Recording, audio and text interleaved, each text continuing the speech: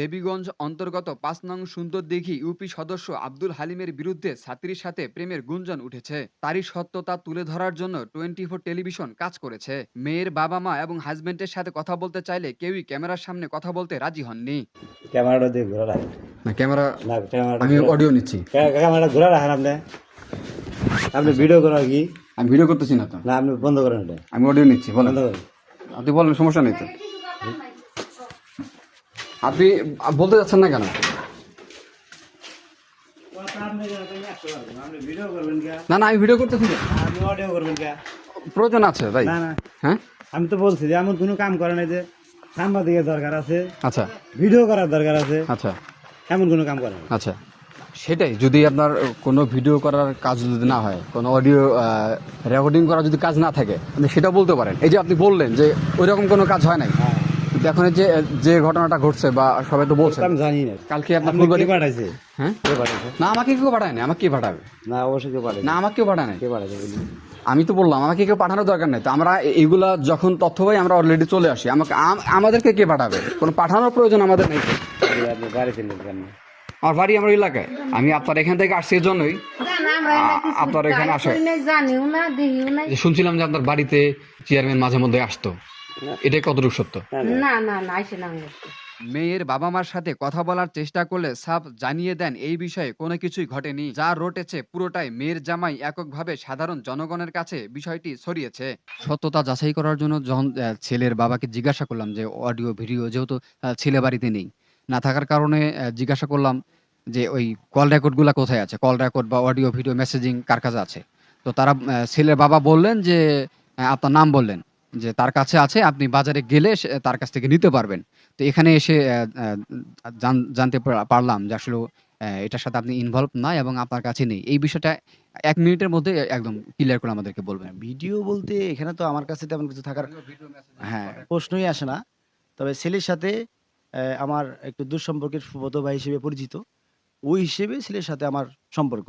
তার ওয়াইফের সাথে সে কথা বলছে, সেই কল রেকর্ডটাতে তার ওয়াইফ স্বীকার করে দিছে যে ওই মেয়ে কার সাথে কথা বলছে এবং কতদিন থেকে কথা বলছে।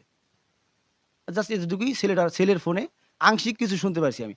সাক্ষী হিসেবে ছেলের ফুফাতো ভাইয়ের সাথে কথা বলার চেষ্টা করলে তিনিও জানিয়ে দেন তার কাছে কোনো অডিও ভিডিও বা মেসেজিং কোনোটাই নেই। মেয়ে এবং হালিম ভাই দুজনে কথা বলছে, এমন কোনো কল রেকর্ড আছে আপনার কাছে? তথ্য আছে? এটা আমাদের কাছে আপনি দিতে পারবেন? না, আপাতত এরকম কোনো কল রেকর্ড আমার কাছে নাই। আমি মূলত যতটুক জানি মেয়ের স্টেটমেন্টের ভিত্তিতেই আমি মেয়ে তো মিথ্যা কথা বলতে পারে। আপনি কিভাবে বলবেন? সেটা আপনার মেয়েকে বলতে হবে। যে নাম্বার থেকে মেসেজ আসছে, আপনি কি দেখেছেন ওই নাম্বারটা কার মূলত? নাম্বারটা আমি তো অবশ্যই দেখছি। কিন্তু মেয়ে তো বলছে নাম্বারটা হচ্ছে হালিম কাজী। তো আপনার শ্বশুর বলছেন এই যে ঘটনাটা ঘটেছে হুম। পুরোটাই আমার জামাই এককভাবে করেছে। আমার বাড়িতে এরকম ঘটনা, আমার মেয়ের সাথে, আমার পরিবারের সাথে এরকম ঘটনা ঘটে নাই। যা যা বলার পুরোটাই আমার মেয়ের জামাই এটাকে ভাইরাল করছে। পুরোটাই সে জানে, আর কিচ্ছু জানি না। আচ্ছা, এটা যদি তাহলে তো প্রমাণ হবে, তাই না? যদি প্রমাণ থাকে তারা এই কথাগুলা বলছে। প্রথমত মেয়েকে আমার সন্দেহ ছিল। আমার ওয়াইফের প্রতি আমার সন্দেহ ছিল যে সে কোনো না কোনো ছেলের সাথে তার কথাবার্তা হয় ফোনে আরকি। পরকীয়ায় লিপ্ত সে। একটা নাম্বার থেকে কি মেসেজ আসছে না আরো একাধিক নাম্বার? না, না, ওই নাম্বারটা থেকেই মেয়ের হাজবেন্ডের সাথে কথা বলে জানতে পারি তার ওয়াইফ বলেছেন ইউপি সদস্য আব্দুল হালিমের সাথে মেসেজের মাধ্যমে তার কথা হতো। যে নাম্বার থেকে মেসেজ এসেছে সে নাম্বারটি আদৌ আব্দুল হালিমের কিনা তা নিশ্চিতভাবে সঠিক উত্তর মেয়ের হাজবেন্ড আমাদের দিতে পারেননি। চেয়ারম্যানের সাথে কথা বললে তিনি বলেন আমি ষড়যন্ত্রের শিকার। আমার যেটা কথা সেটি হচ্ছে যে স্পষ্ট কথা যেটা, সেটা হলো যে যে বিষয়টা নিয়ে এত তোলপাড় শুরু হয়েছে, আমি তো এটা মনে করি যে আসলে একটা এসএমএসকে নিয়ে এতটুকু করা, এটা কোনো না কোনো স্বার্থ হাসিলের জন্য এটা যারা করতেছে তারা করে থাকবে, এটা আমার শতভাগ বিষয়। আমি তো প্রথমে বুঝতেই পারি নাই, যখন অভিযোগটা ওঠে তখন আমি বুঝতেই পারি নাই যে অভিযোগটা কিসের কারণে হচ্ছে বা কেন হচ্ছে। আমি তো ন্যূনতম যে কথাগুলি আসছে সেই কথাগুলির সাথে ন্যূনতম বা দূরতম কোনো সম্পর্ক আমার নাই। সেই হিসাবে আমি পরবর্তীতে প্রথম থেকে হতভম্ব হয়ে গেলাম যে কেন এই কথাগুলি আসে। পরে চিন্তা করে দেখলাম যে এটা সম্পূর্ণই আমার বিরুদ্ধে একটা বড় ধরনের একটা ষড়যন্ত্র।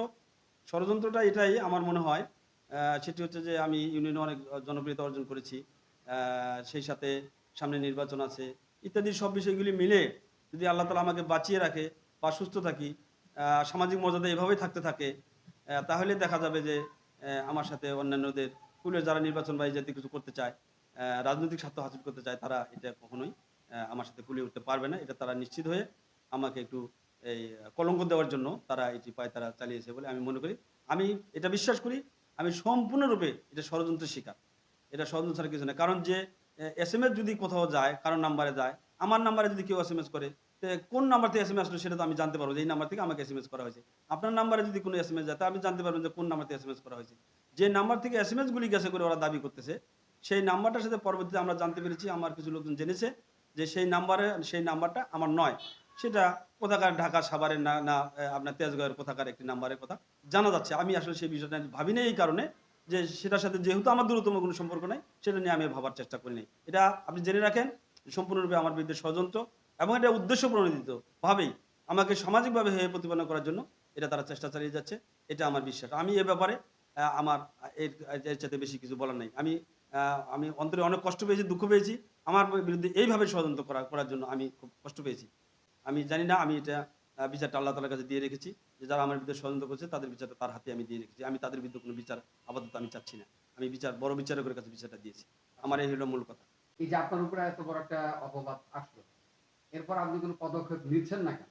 আর সেটার সাথে যদি আপনার কোনো দুর্বলতা থাকে, তাহলে তো পদক্ষেপ নেওয়ার কথা না। পদক্ষেপ আমি নিব। পদক্ষেপ আইনি প্রক্রিয়া যেটা, বিচার তো আমি আল্লাহকে দিয়েছি ঠিক আছে, কিন্তু আইনি প্রক্রিয়া যেটা সেটা আমি নিব। তবে আমি ধীরে সুস্থে দেখে শুনেই নিব। আমি সেই জন্য অপেক্ষা করতেছি।